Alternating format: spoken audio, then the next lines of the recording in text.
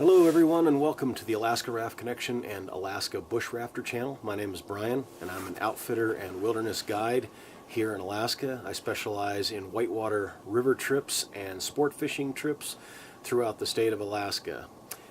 The video I want to do for you today is one that I've actually been trying to do since the end of the Thanksgiving holiday, but with daylight hours pushing darkness between 3 and 4 o'clock here in south central Alaska, about the time I get busy to try to shoot this video, it's already dark. So today it's about 3:15, 3:20, and we're going to do a short video for you today, and it's introducing the MORA GARBERG. I picked up this new MORA GARBERG on an Amazon Prime special during the American Thanksgiving and Black Friday sales, and this was also delivered Prime, so shipping free. That's very important for here in Alaska. And I picked this up for about $55. For me, I had other MORA knives within the outdoor segment of MORA in my collection and continual user group. I have the BUSHCRAFT Survival Orange. I have the BUSHCRAFT Black in a tactical package that allows it to be MOLLE compatible. And I have the MORA 2000, the MORA Fire Knife, which is a collaboration between Light My Fire and MORA. So in their outdoor segments, I've always been happy with the quality, the value, and the reliability of all the MORA outdoor knives. For me, did I really need another MORA knife? Probably not.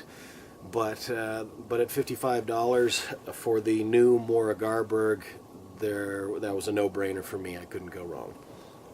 So a couple things on the GARBERG. The way I have it today is I have it on a Polypro cam strap, something similar to what we use in the rafting industry, the whitewater rafting industry, quite a bit. It is a cam strap of Polypro web and with a cam buckle here, and it allows for very secure and quick adjustment on our rafting trips, and I thought it lent itself very nicely to mounting the MORA GARBERG for sake of this discussion. The GARBERG package that I picked up was the multi-mount, and the multi-mount, what it essentially is a small dog sled for your knife sheath and knife. And what I mean by dog sled,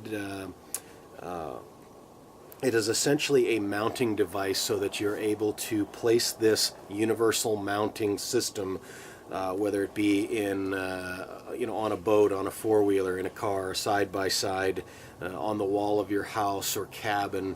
It allows a quick multi-mounting ability, similar to, say, for example, if you had a fire extinguisher type scenario and you had it mounted on your boat, or you had it mounted on your Jeep, or in the kitchen of your cabin, things like that. So it lends itself to stationary mounting, but the fluid ability to move it from one place to the other and keep it secure. Right now it's securely fastened again to this 1-inch cam buckle. It is 1 inch right through here, so this is not going to be, in terms of the thermoplastic, compatible unless you're using MOLLE straps or things to make it compatible with MOLLE type military gear. It does Velcro into the sled, into the mount, if you will, and the knife comes with all this Velcro sort of thing. They're probably better materials to use versus Velcro in the field. Velcro in the field is going to get sandy, it's going to get snowy and icy, and though it's applicable, for the time being, I would suggest getting something in, a neoprene that would be like an older school snowshoe binding type lashings, or something similar, a little bit more durable, so you don't get that seesaw effect of possibly a nylon belt on the nylon Velcro, or in this case the Polypro webbing on the Velcro. I have it threaded through the multi-mount, so I'm not really too concerned about blowing out the Velcro in a seesaw fashion. The multi-mount kind of makes it nice because here in the wintertime, if you're wearing your knife in a necker type scenario, it's not too big nor too small necessarily for a necker in the wintertime. But you do want to keep knives in the winter here in Alaska at somewhat close to outdoor temperatures. That way you don't get the freeze-thaw effect, and it's available and easy to grab. And this is mountable then in this mode, or I can unloosen it. I can undo the buckle here, and let's just say I'm in a single engine bush plane here in Alaska and I'm cramped for space. I can easily wear this right here. Also, if I'm fishing or I'm wading, I could wear it in this mode. I could flip it into a scout style behind the back mode, or I could have it also in a readability package this way. If I didn't want it around my chest and I was continually needing to get something out of my pockets in this area, I could wear it in a good system right through here. So essentially what we've got here is just a 1-inch cam strap, and the MORA GARBERG can be worn in all kinds of fashions, and that's nice if you're ambidextrous, right, left, whatever it may be. So as I was saying, in the multi-mount, it allows you to carry in a lot of different and convenient ways. One of the cool things about the new knives in the outdoor segment from MORA is that their handle geometry is quite similar to the MORA 2000, and I'll talk about that in a little bit. The handle geometry in particular versus something like the BUSHCRAFT Black or the BUSHCRAFT Survival Orange, it's very reminiscent of the MORA 2000, other than the rubbery overmold to the thermoplastic handle. And what that allows you to do with the sheath, it affords, again, anybody that is a righty or lefty, or any sorts of ways that you might be wearing this knife. So the sheath is a symmetrical sheath, and it allows easy entry and exit no matter which way the edge is facing.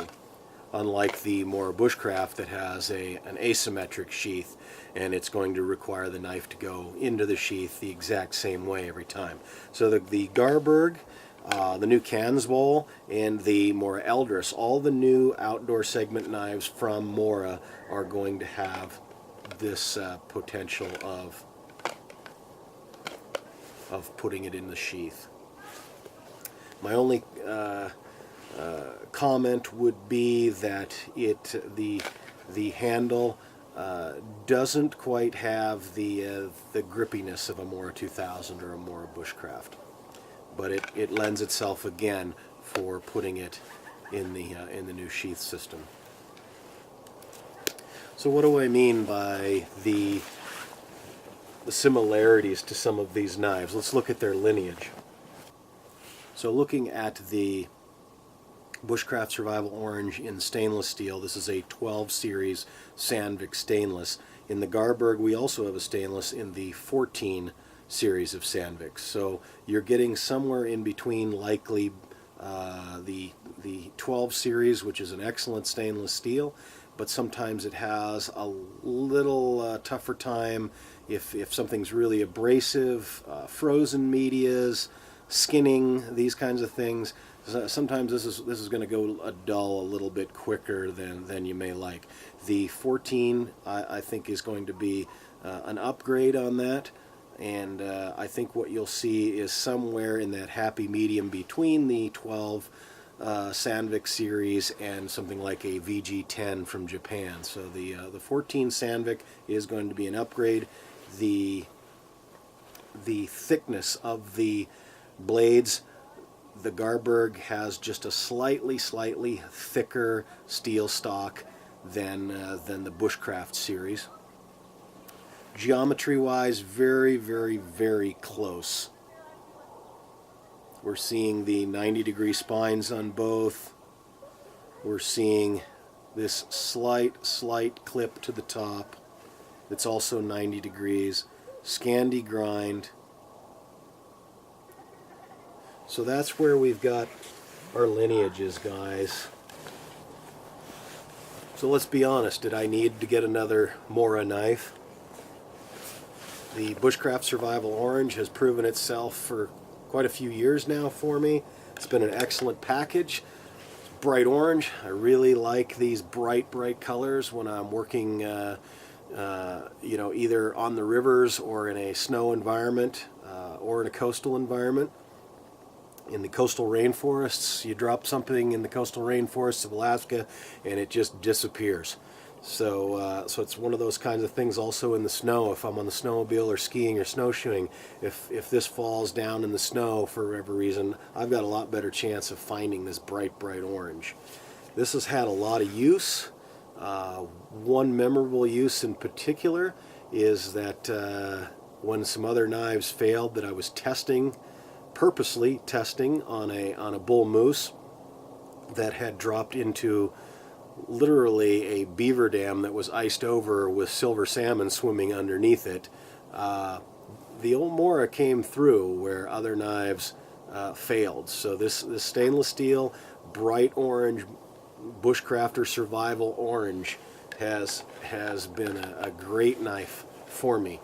My only complaint would be that it does have to be tuned up relatively often. I take very good care of my stuff. I don't let it get out of hand, but this is one of those in the 12 series Sandvik to this particular hardness in the BushCraft series. You're going to have to keep your knife in tune to keep it nice and razor sharp, you know, hair popping, that, you know, shaving hair in your arms sharp. The BushCraft Orange, you definitely have to sharpen it more often than say some other knives that I have that would be used in the similar applications that this is used. The MORA 2000, I use this as an ice fishing necker knife, and it has held up really well. I don't have my necker system on there right now, but normally I put it on a small caribou button. I'll try to patch in some video from another attempt at this video, and I'll try to patch in some of that button effect. But normally I can wear this as a necker, and I use this for ice fishing just about every time I go out.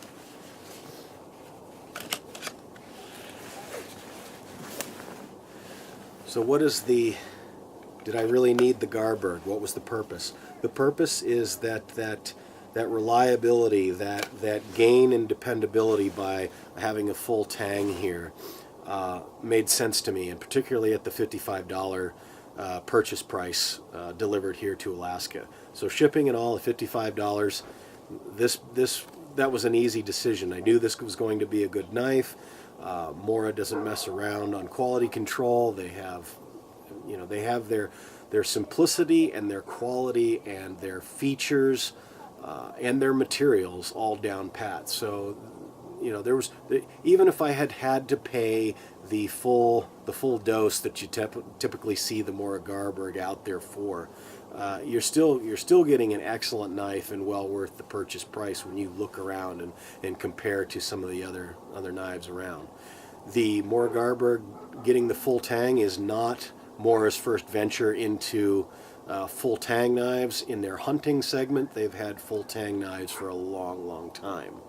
So, but this is the first full-tang in their outdoor segment of knives. As I stated, this is the 14 series of Sandvik, and I expect that this will perform somewhere very similar between the 12C and something like VG10 in terms of performance. I'm not worried about corrosion with this stainless too much. This is going to serve me well if I'm out to sea or on the rivers or running around out here in the snow. And you know, when you're running around out here in the snow, you've got a lot of freeze-thaw scenarios that take place without you knowing it. And some bushcraft knives made with classic bushcraft knives that you see routinely in '01 tool steel. Those are wonderful, beautiful knives. Some are works of art, some function flawlessly. Where I draw the line, however, is here in Alaska, stainless reigns king. It really does.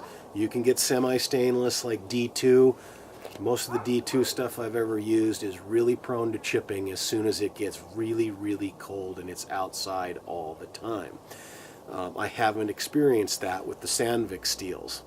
And so I gotta say that I'm looking forward to using this 14C version of, this 14 series of Sandvik steel.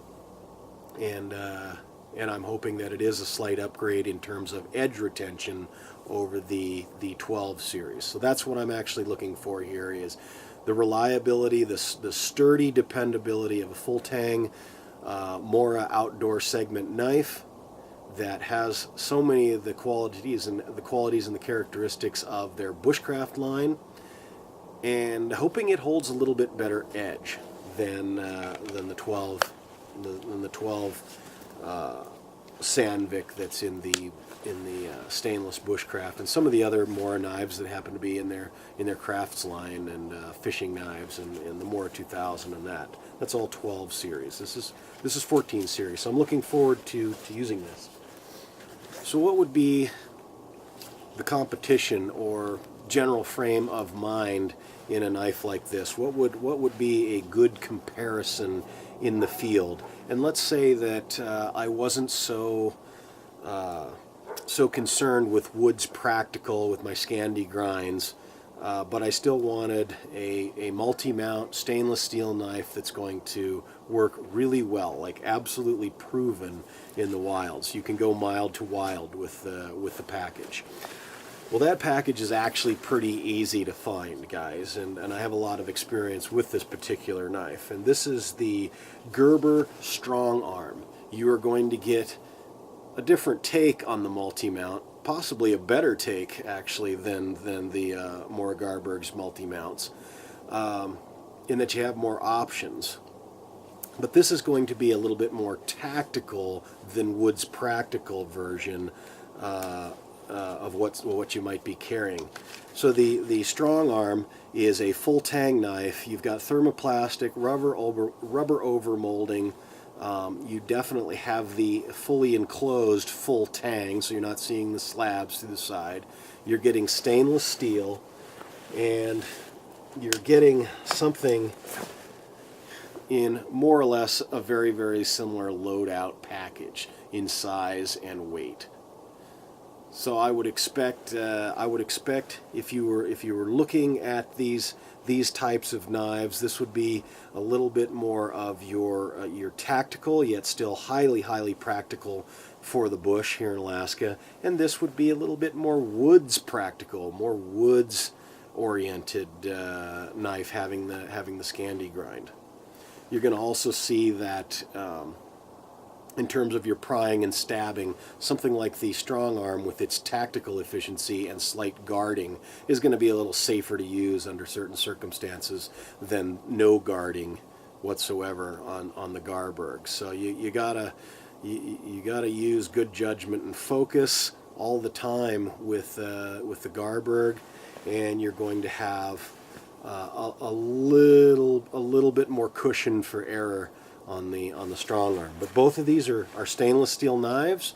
Both of these, I can certainly say the Strong Arm is going to hold up absolutely reliably for anybody in the field. It's a winner. And the GARBERG, I think it's going to be that dependable, more reliable bushcraft knife in the MORA outdoor segment. So that's food for thought if you're looking along similar price points and just need slightly different shapes to your blades, but you're going out in the same type environments. The GARBERG, as I mentioned, goes into its sheath either direction. The same with the Strong Arm, that will go in either way. And one of the other reasons I brought the Strong Arm out is that Gerber got one thing really correctly in terms of design, and features on the strong arm. And that is the way that it goes into its sheath securely. When you hear that click, you know it's in that sheath with great retention. It also does have added retention with a snap across the top. Thumb ramp, push it apart. The knife in the strong arm goes in both ways. So though we have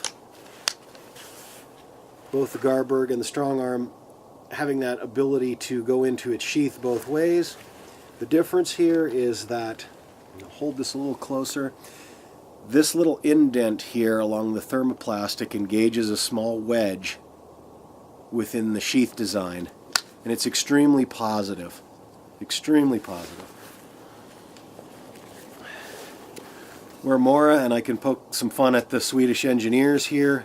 If I put the Garberg in its sheath, I must hear this click. That's your retention. It's not near as positive as the strong arm. However, the interface between those two thermoplastics is your retention, that friction interface. This is an engineering flaw. This snap over the top, it makes it look clean, it makes it look nice, it makes it look efficient.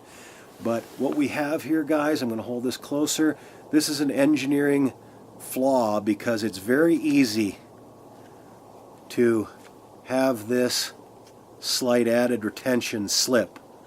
So what this is, guys, on the MORA Garberg multi-mount is a false sense of security. It's just that easy.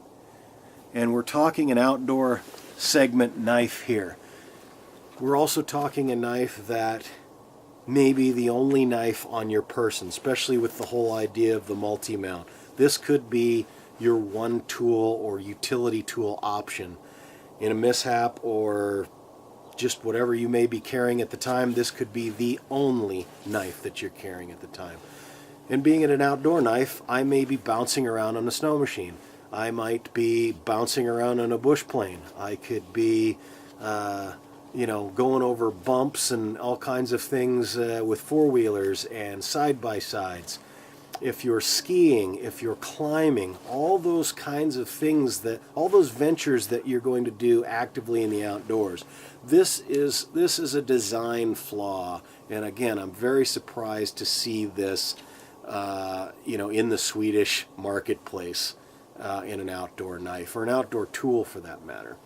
They could have very much gone the route of creating a little bit of masking over here, almost like the top of a banana, when you've peeled the whole thing and you just have a little bit of extra wrap around here so that it couldn't work side to side. And that is something that